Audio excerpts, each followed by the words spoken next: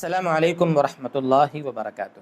محترم و مکرم ناظرین و سامعین، دیکھیے، عید کے دن اچھے کپڑے پہننا، مسواک کرنا، خوشبو لگانا، جلدی سے اٹھنا، جلدی عیدگاہ جانا، یا اگر بارش کا موسم ہے یا اگر سرکاری محکموں کی طرف سے اگر عیدگاہ جانے کی پابندی ہے تو اپنی مسجدوں میں یا جہاں پر بھی سہولت ہو وہاں پر ہم نماز پڑھیں گے تو وہاں جلدی جانا، یہ تو وہ ساری باتیں ہیں جو الحمدللہ ہم جانتے ہیں، جن پر ہم عمل بھی کرتے ہیں۔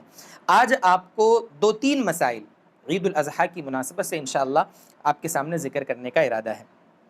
سب سے پہلی چیز تو یہ ہے کہ عید الاضحیٰ کے دن یعنی 10 ذی الحجہ کو جب تک یعنی ہم اپنی قربانی کا گوشت نہ کھا لیں، اس سے پہلے کچھ نہ کھانا یہ مستحب ہے۔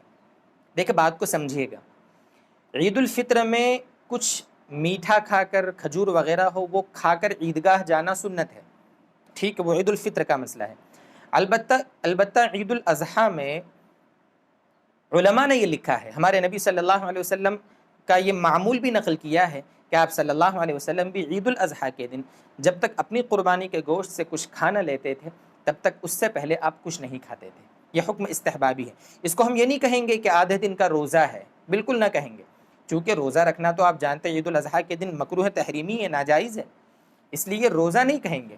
ہاں، جب تک اپنی قربانی کا گوشت یا اس کے جو بھی کلیجی وغیرہ جب تک تیار نہیں ہو جاتی، ہلکا پھلکا جو بھی ہم کھائیں، اس سے پہلے ہمیں نہ کھانا یہ بہتر ہے، رکے رہنا چاہیے، اچھا ہے، ٹھیک ہے۔ اگر کوئی کھاتا پیتا ہے تو کوئی گناہ نہیں ہے۔ ہم کیا کرتے ہیں، اللہ معاف فرمائے ہم کو، کہ ہم کسی استحبابی حکم پر اتنا سختی سے عمل شروع کر دیتے ہیں کہ اس کو وجوب کا درجہ دے دیتے ہیں۔ یہ ذہن میں رکھیں آپ۔ بہرحال ایک بات یہ۔ دوسرا مسئلہ، عید کے دن، عید کی نماز سے پہلے، عید کے دن عید کی نماز سے پہلے نہ گھر میں نہ جہاں ہم عید کی نماز پڑھ رہے ہیں وہاں پر، کہیں پر بھی نفل نماز پڑھنا، اشراق کی نماز پڑھنا، چاشت کی نماز پڑھنا یہ مکروہ ہے، نامناسب ہے، بالکل نہیں پڑھیں گے۔ ہاں، جب عید کی نماز ہو جاوے، ہمارا چاشت کا معمول ہے، اشراق کا معمول ہے، تو عید کی نماز سے فارغ ہونے کے بعد ہم اپنے گھر پر آ کر وہ چاشت کی یا اشراق کی نماز بالکل پڑھ سکتے ہیں، کوئی حرج نہیں ہے، کوئی مسئلہ نہیں۔ دوسری بات یہ آپ کے سامنے آئی۔ تیسری چیز، بہت سے لوگ عید کی نماز سے پہلے فجر کی قضا کرتے ہیں، عیدگاہ میں کرتے ہیں، مسجد میں کرتے ہیں، سب کے سامنے کرتے ہیں۔ اب چونکہ لوگوں کو یہ مسئلہ تو معلوم ہے کہ عید کی نماز سے پہلے نفل پڑھنا مکروہ ہے، اب آپ چونکہ فجر کی قضا کریں گے تو لوگ سمجھ جائیں گے کہ بھئی اس نے فجر چھوڑی اور فجر کی قضا کر رہا ہے یہ، تو بھئی ہم نے ایک تو فجر کی نماز اپنے وقت پہ نہیں پڑھی، یہ گناہ کیا، اور سب کے سامنے اس کی قضا کر کے وہ گناہ سب کو بتا بھی رہے، یہ کتنی بڑی عیب کی بات ہے۔ اگر قضا ہو گئی کسی وجہ سے ہماری نماز تو اس کو اکیلے پڑھیں، چھپ کر پڑھیں، سب کے سامنے قضا کرنا یہ کون سی عقل مندی ہے؟ اس کا دھیان رکھنا چاہیے ہمیں۔